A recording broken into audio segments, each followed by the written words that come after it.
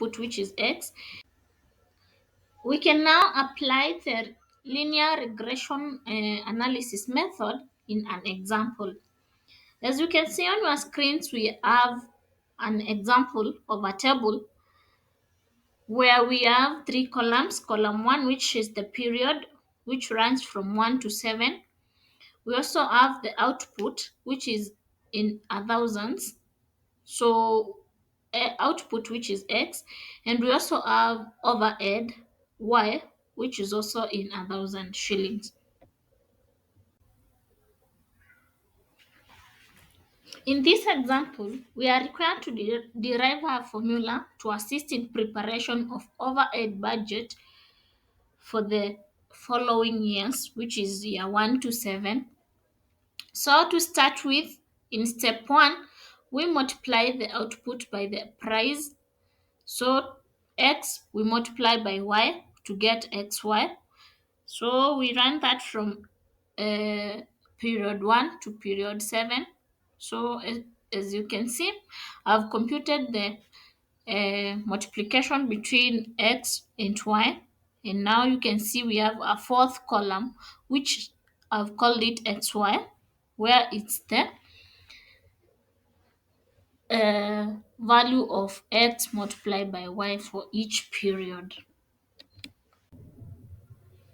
In step 2, we compute the square of x. So it's the column where we have the output. So that's our x. So we square every output from period 1 to period 2. So we have the fifth column, which is x squared. So now we have the values of x squared for each period. In step 3, we compute the square of y, which is y squared. So in our column, which is overhead, that's where we have our y. So the square of every overhead from period 1 to period 7. So we have our fifth, that's our sixth column, y squared column, where we have the value of y squared from period 1 to period 7. In our fourth step, we compute the summation of all the columns. That's from the column x, where we have our output. So we add another row, which is the eighth row. After the period 7, we add a row which we call it totals, where we have the summation from x, which is 1,140. We have the summation of y, the overheads, which is 5,930. We have the summation of xy, which is 978,100. We also have the summation of x squared, which is 191,000. And we also have the summation of y squared, which is 5,055,500. Now we can go to step 5. Now we have the values that we need to compute for the value of b. The value of b is equal to n, which is the number of pairs of data we have, multiplied by the summation of xy minus summation of x multiplied by summation of y, divided by n, which is the number of the data pairs which we have, multiplied by summation of x squared minus summation of x squared.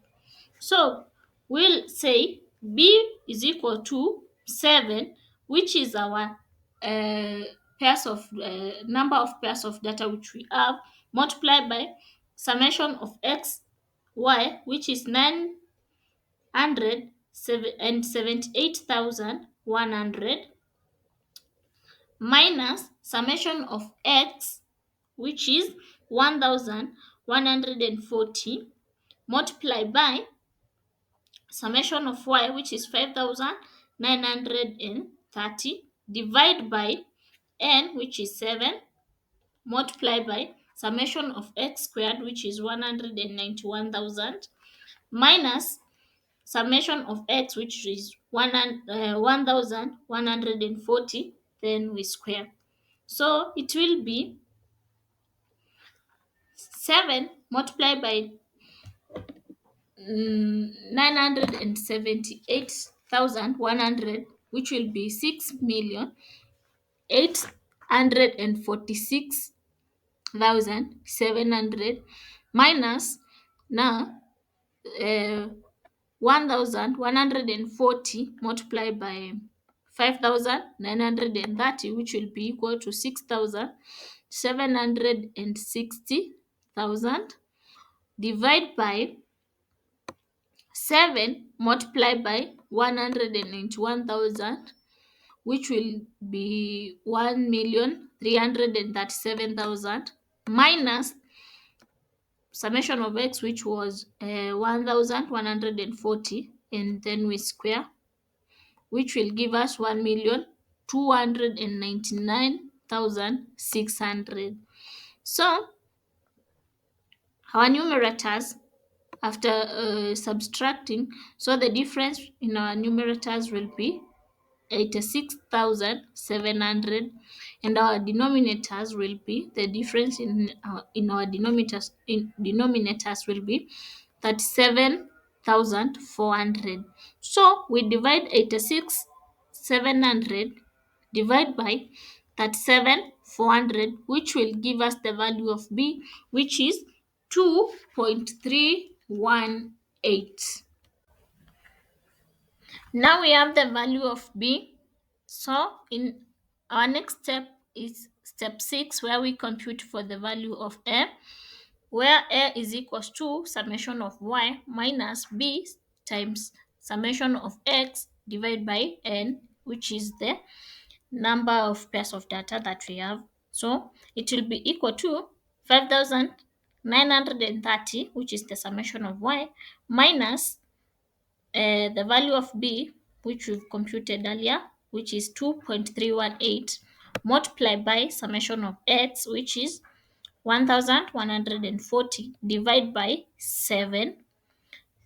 So it will be equal to 5,930 minus now the value of the multiplication between the value of b and summation of x, which is 2,642.52 divided by 7. So after subtracting, we get 3,287.82 divided by 7. So we get the value of a, which is 469.64. In step 7, which as per our example, we were required to derive a formula to assist in the preparation of overhead budget for the periods which we've been given. So in step 7, we finalize our example and we derive the equation or the formula. So our equation, which is linear equation, is y is equals to a plus bx. That's our function.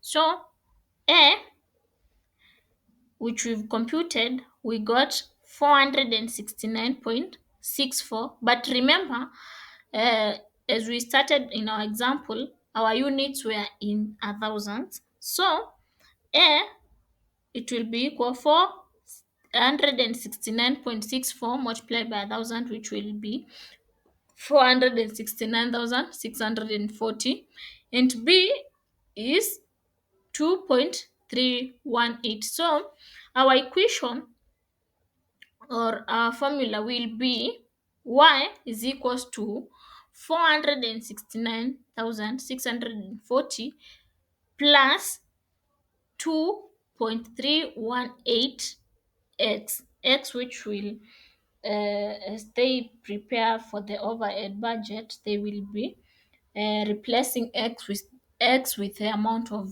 products they want to produce. So our equation is now complete. We have y is equals to 469,640 plus 2.318.